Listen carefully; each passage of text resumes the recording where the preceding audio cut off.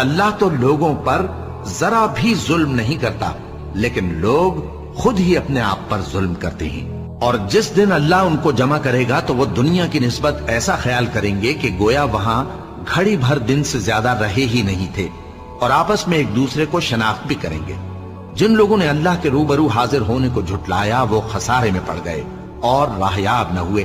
اور اے پیغمبر، اگر ہم کوئی عذاب جس کا ان لوگوں سے وعدہ کرتے ہیں تمہاری آنکھوں کے سامنے نازل کریں یا اس وقت جب ہم تمہیں اٹھا لیں، بہرحال ان کو ہمارے ہی پاس لوٹ کر آنا ہے۔ پھر جو کچھ یہ کر رہے ہیں اللہ اس کو دیکھ رہا ہے۔ اور ہر ایک امت کی طرف پیغمبر بھیجا گیا، پھر جب ان کا پیغمبر آ جاتا ہے تو ان میں انصاف کے ساتھ فیصلہ کر دیا جاتا ہے اور ان پر ظلم نہیں کیا جاتا۔ اور یہ کہتے ہیں کہ اگر تم سچے ہو تو جس عذاب کا یہ وعدہ ہے وہ آئے گا کب؟ کہہ دو کہ میں تو اپنے نقصان اور فائدے کا بھی کچھ اختیار نہیں رکھتا۔